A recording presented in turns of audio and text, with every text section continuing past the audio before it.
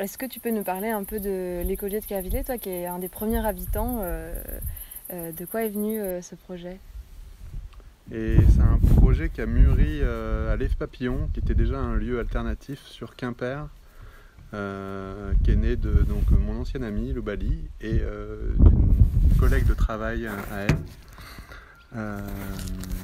L'idée c'était de faire un habitat groupé au départ, et puis après pourquoi pas quelque chose de plus général avec aussi de l'autonomie alimentaire, énergétique et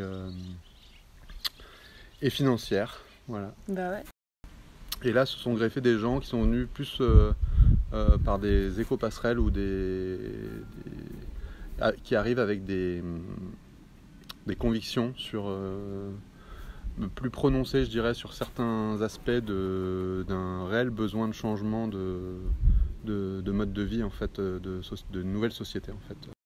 Au niveau des activités, comment vous vous organisez au quotidien? Est-ce que chacun a une tâche bien spécifique ou vous faites tout en commun? Comment vous vous organisez au quotidien? Il y a un tas de compétences de chacun qui vient rendre le projet viable et beau. Du coup, pour ma part, c'est plutôt partie technique. Il y a des gens qui sont plus liés au végétal, d'autres plus liés au bien-être, d'autres plus artistiques.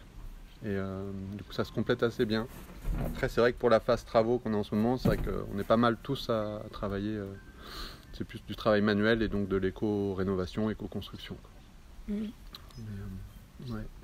Et justement, des travaux en cours, tu parlais, donc il y a plus des chantiers communs, si j'ai bien compris, avec la rénovation du coup de la halle dans un futur pour justement faire un lieu pour accueillir du public.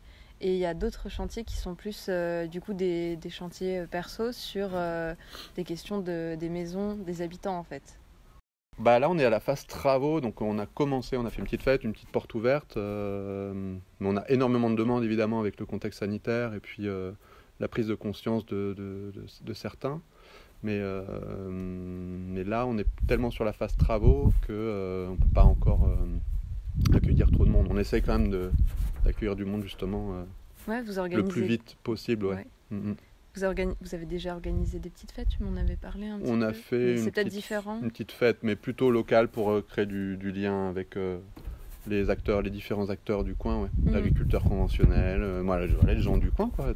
Bah oui, parce qu'en plus, c'est quand même assez spécifique parce que votre terrain, il est vraiment entouré de terres agricoles, donc du coup, c'est vrai que c'est assez important justement d'entretenir ce lien avec les agriculteurs. C'est une ébauche, hein, mais vous êtes tout jeune. Le terrain est vraiment, le lieu est bien, le terrain s'y prête bien, et puis la Bretagne, c'est vraiment un lieu qui, je pense, bouge bien à ce niveau-là, au niveau alternatif. Alors là, on est avec Gérald sur la question de la permaculture et comment est-ce qu'on peut être autosuffisant quand on arrive sur un lieu.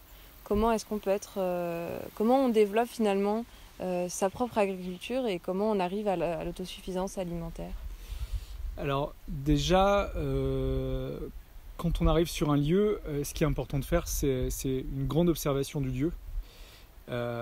Logiquement, si on prend les principes plus ou moins de permaculture, il faut facilement attendre au moins 1 an avant de développer quelque chose sur le lieu, ne serait-ce que pour avoir une vision sur la partie saison, des différentes saisons du lieu pour savoir quel endroit exploiter, quelle chose faire à tel endroit en fonction des saisons, en fonction du coup de l'ensoleillement, des vents et de plein d'autres choses qui sont pas forcément liées ne serait-ce qu'aux saisons. Mais en gros, on se donne au moins 1 année. Vous faites du coup une rotation des cultures. C'est ça.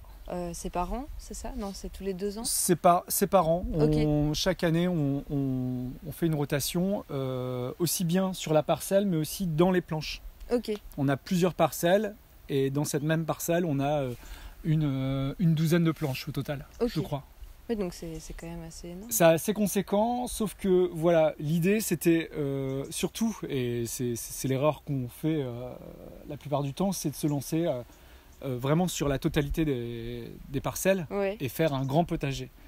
alors qu'il faut vraiment plutôt commencer petit et y aller étape par étape. Nous ici, en plus du potager, les nouveaux habitants avaient besoin d'avancer sur leur habitation. Ouais.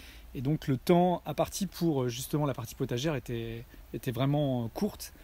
Et on s'est soufflé justement de vouloir faire la totalité des parcelles. Ça prend beaucoup de temps. Du coup, l'idée, c'est de vraiment commencer sur une parcelle, voire 2 parcelles, et d'y aller pleinement.